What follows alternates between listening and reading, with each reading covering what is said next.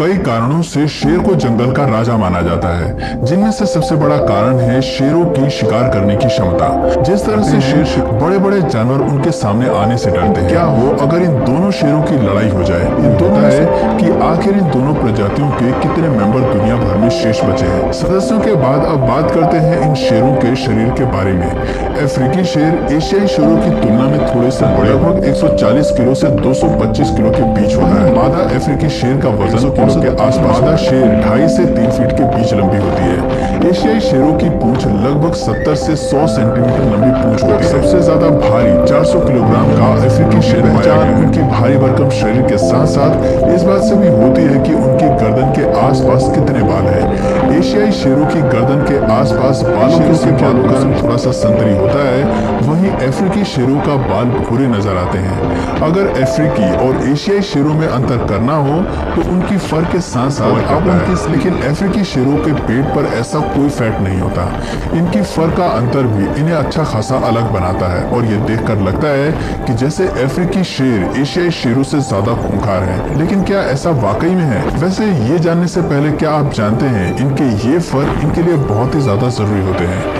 ऐसा इसलिए क्योंकि ये अपने फर से ही मादा शेरनी को आकर्षित करते हैं और साथ ही शिकार करते समय ये फर इनकी गर्दन की रक्षा भी करते हैं, क्योंकि अगर देखा जाए तो इनकी गर्दन ही इनके शरीर का सबसे जरूरी भाग होता है। दोस्तों, शारीरिक हाव भाव के बाद अब बात करते हैं इन शेरों के रहने की जगह के बारे में। दोस्तों, अफ्रीकी शेरों का जन्म अफ्रीका में ही अफ्रीकी है, उनका जन्म तो अफ्रीका में ही हुआ होगा, लेकिन एशियाई शेरों के साथ ऐसा नहीं है। जीव वैज्ञानिकों के मुताबिक एशियाई शेरों का जन्म भी अफ्रीका में ही हुआ था और वो आने वाले समय में एशिया की तरफ बढ़ गए थे।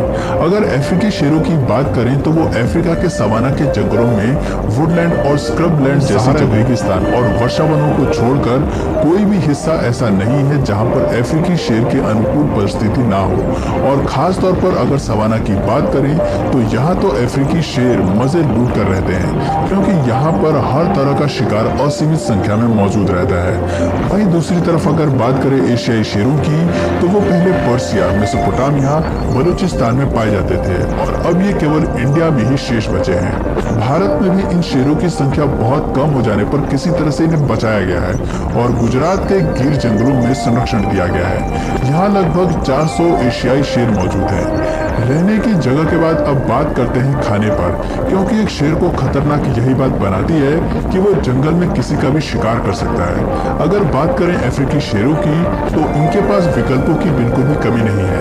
वो कभी ज़ेब्रा, हिरन, जंगली भैंस और बारहसिंगा पर हमला करके उन्हें अपना शिकार बना सकते हैं। कई बार तो बड़े बड़े झुंड अपनी आवश्यकता के अनुसार बड़े जानवरों का शिकार करने निकल पड़ते हैं, जैसे हाथियों के शिशु या फिर जिराफ या फिर जंगली भैंसा। इन सब शिकारों का शिकार वैसे तो ये तब करते हैं जब ये समूह में होते हैं, लेकिन जब ये अकेले होते हैं तब ये छोटे छोटे पक्षी या रेप्टाइल्स का शिकार करके अपना काम चलाते हैं। एशियाई शेरों का भी खाने पीने का स्वभाव कुछ ऐसा ही है।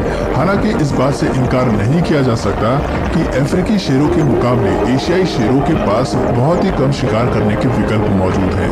उनके पास अधिकांश समय नीलगाय, चीतल, हिरण, सांबर हिरण, भैंसों और बछड़ों का शिकार करने का ही विकल्प होता है। दोनों ही समूहों के शेर ये कोशिश करते हैं कि उन्हें ताज़ा मीट मिले। शिकार करने की पद्धति के बारे में अगर विचार किया जाए तो अफ्रीकी और एशियाई दोनों ही प्रकार के शेर समूह में शिकार करते हैं और 30% सफल होते हैं। यही जब वो अकेले शिकार करते हैं तो उनकी सफलता 17% पर आ जाती है। शेरों के शिकार के बाद दोनों ही प्रजातियों में ये देखा गया है कि पुरुष शेर पहले शिकार पर जायजा लेकर उसे, हालांकि वो छोटी और काफी ज्यादा लचीली होती है और उनके शरीर पर किसी भी तरह के लंबे फर मौजूद नहीं होते। शेर वैसे तो काफी सारा पानी पीते हैं, लेकिन इनकी ये भी खासियत है कि अगर इनके पास पानी उपलब्ध नहीं है तो ये अपने शिकार के ऊपर मौजूद नमी से हो सकता है कि अफ्रीकी शेर। ऐसा इसलिए क्योंकि अफ्रीकी शेर बड़े बड़े जानवरों का शिकार करते हैं और इसीलिए इनकी रफ्तार और साथ ही उनकी मसल्स पावर एशियाई शेरों से ज्यादा होती है।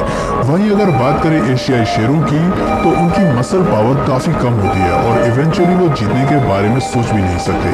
तो दोस्तों ये था अफ्रीकी शेरों और एशियाई शेरों के बीच का कंपैरिजन।